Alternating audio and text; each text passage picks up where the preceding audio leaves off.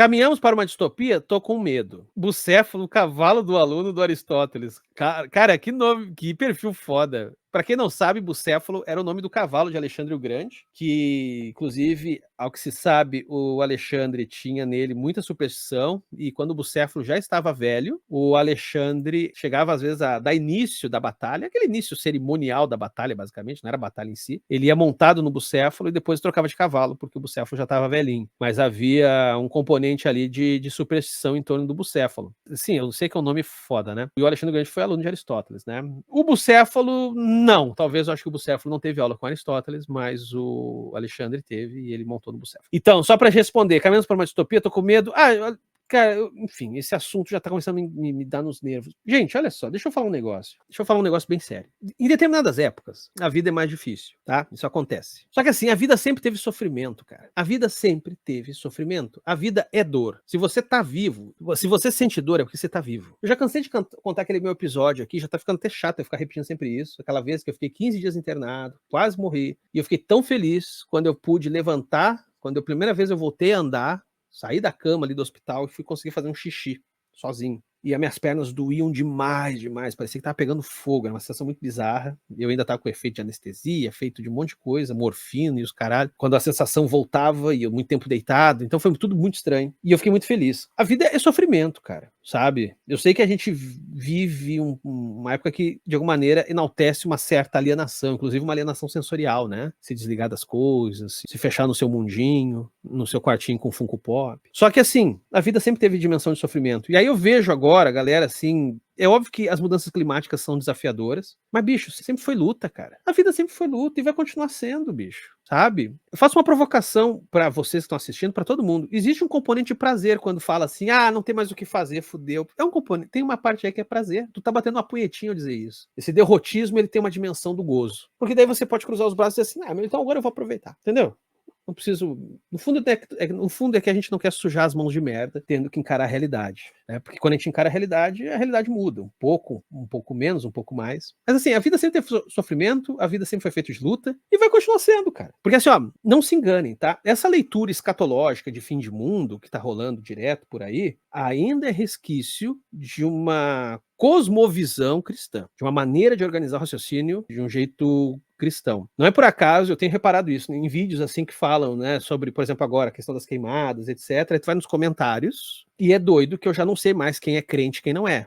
Porque eu só consigo ainda identificar quem é crente nos comentários, porque a pessoa, além de entender que a gente está indo em direção ao apocalipse, ela acrescenta que Jesus está voltando. Então, assim, cada vez mais eu tô pegando raiva desse derrotismo tosco, que no fundo é, por um lado, importação de uma visão extremamente cristã, uma visão escatológica do mundo, sabe? As coisas caminham para o seu fim. E também uma postura covarde mesmo, que se contenta, que encontra gozo na inação, tá ligado?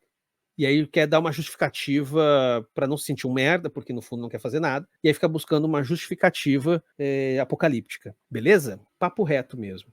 Por isso que eu gostei tanto de que eu fiz o vídeo lá, vou falar de novo do anime ali do Paranoia Gente. Por isso que aquela mensagem ali, o anime é de que ano mesmo? Eu fiz o vídeo, mas nem lembro mais, 2008, coisa assim. Por isso que a mensagem ali continua atual. Quando termina ali o penúltimo, o último episódio, quando o protagonista, que tá vivendo no seu mundo de fantasia 2D, e ali ele tá realizando seus sonhos, todas as suas frustrações, ali ele conseguiu encontrar uma fuga do fim do mundo, porque o mundo tá acabando, tá colapsando, e ele pelo menos conseguiu encontrar ali um espaço de alívio, um espaço de prazer, até que uma hora ele olha pra menina que tava ali em volta dele, e ele dá-lhe uma resposta estúpida pra caralho. Aliás, o cara é calvo. Aquele personagem é muito foda. Ele é um herói calvo. O pessoal falou que é parecido comigo. Mentira. Mentira que é parecido, mas falar. E aí ele destrói aquele mundinho 2D fantasioso dele e ele encara a realidade. E é isso aí, cara. Tá? Então, assim, sentir medo é normal, sentir volta e meia cansado, angustiado, tudo isso é normal. Mas sem derrotismo, tá? Aliás, até chega a ser engraçado, né? Porque teve uma época que teve uma época das tretinhas lá com algumas tretas que eu tive com os comunistas e eles estavam me chamando de derrotista. E eu sempre falei, cara, vocês estão chamando a pessoa errada, porque estão confundindo filosofia trágica com derrotismo. Para derrotista, eu não sirvo. Nem tampouco os pensadores e a concepção de mundo que eu trago aqui para vocês. Para derrotismo não serve. Qual é a diferença? Só para deixar claro. Uma visão trágica é de você entender que o destino pertence aos deuses. Você não tem controle do destino, cara. Ninguém é senhor do destino. E isso aí é explicado, que é uma versão, isso é uma construção antiga, mas a gente pode trazer para os dias de hoje, pegando teorias contemporâneas. Isso é teoria do caos, irmão. Teoria do caos, a gente não sabe como é que as coisas vão se desenrolar. A gente não tem como ter certeza de nada. A gente tem predições, a gente tem ideias, mas não tem como ter certeza de absolutamente nada, tá ligado? Você não sabe nem sobre si mesmo, cara. Nesse momento pode ter um tumor crescendo em você e você não sabe. Ah, a gente precisa de autoconhecimento. Nem existe autoconhecimento, cara. Você não sabe nem de si. Vai querer saber do mundo, Ninguém é senhor do destino. Isso é o que a filosofia trágica diz. Você não é senhor do destino. Por causa disso, então, você deve cruzar os braços? Não. Por causa disso, você luta. E por que você luta? Porque isso é o componente essencial da vida. O herói trágico é aquele que luta contra o seu próprio destino, consciente de que ele não vai vencer o destino, porque não tem como vencer o destino. Mas ele não cruza os braços, tá ligado? Porque ele entende que se ele cruzar os braços, ele morre. Nem que seja morre em vida, vira uma samambaia. Filosofia trágica é, antes de tudo, o entendimento de que, sim, a vida é feita de sofrimento, de luta, tudo isso, e tudo isso é belo. Não é assim, ai, que ruim que a vida é feita disso. Não, esse é o componente essencial da beleza da vida. A sua dor. Pela vida ser feita de dor, que a gente também encontra uma série de coisas maravilhosas. Aliás, a gente já nasce nesse contexto, né? É uma mulher estribuchando e um bebê berrando. A vida é feita de dor, cara. E é feita de luta. A cada fôlego que você puxa, você tá brigando para o oxigênio entrar no seu organismo. Não tá foda agora de respirar? Pois é, porque você tá lutando. Então não desanima, porque o teu corpo não desistiu de ti ainda. Enfim, não esperem de mim eu embarcar nesse fim de mundismo que tem um monte de gente aí de maneira irresponsável, até divulgador científico embarcando. Quem eu, por exemplo, deixa eu dar um exemplo positivo, não ficar só parecendo que eu tô dando indireta. Quem eu acho que tá, por exemplo, falando disso de uma maneira correta é o Emílio do Blablalogia. O Emílio, me põe uns bait meio apocalíptico, mas tudo bem, bait, eu também jogo sujo. Mas vocês vão ver os vídeos do Emílio, o Emílio tá falando, cara, a gente tem que se mexer, né? Não é essa coisa assim, ah, meu Deus. Por exemplo, a gente tem que cada vez mais criar uma mentalidade de achar normal uma hora a gente pelo menos fazer isso, porque a gente não tá fazendo isso, a gente tem que fazer isso. De ir pra rua e botar o agro no seu devido lugar, cara. Sabe, a gente tá topando ter efizema pulmonar pra uma dondoca, pra um cantor sertanejo poder construir a sua casa parecendo uma loja da Van. Não, irmão, não. Não, assim como lembra quando começou a arrefecer a pandemia, a gente foi pra rua e fez protesto contra o negacionismo do Bolsonaro, não sei o que, a gente tem que agora fazer protesto contra o agro, botar esses caras no seu lugar. Ah, em nome da economia do Brasil, que Brasil? Um Brasil que não consegue respirar? Não.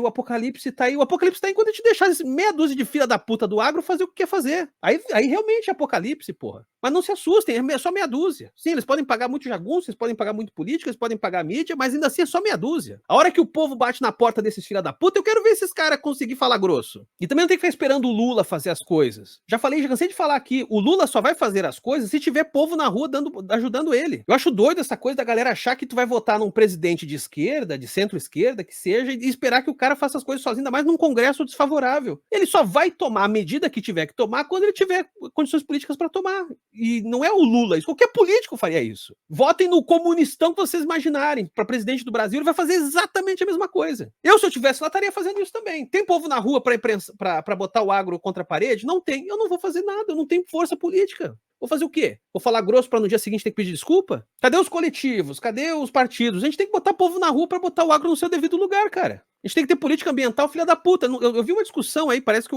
a Marina estava sugerindo, ou o próprio Lula, de terra que teve desmatamento desapropriada. É isso mesmo. Teve desmatamento, teve queimada.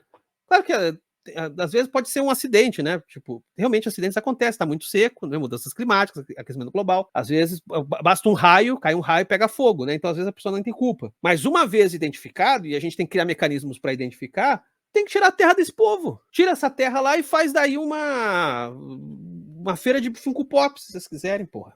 Enfim, soltei um desabafo para algo simples aqui. Desculpa, Bucéfalo. Esse vídeo é um corte da Live do Caos que acontece no canal do Quadrinhos da Sarjeta todo domingo à noite por volta das 9h30, geralmente. Então curta e compartilhe este vídeo. E se inscreva lá no Quadrinhos da Sarjeta, assim como aqui no Cortes da Sarjeta, pessoa vagabunda.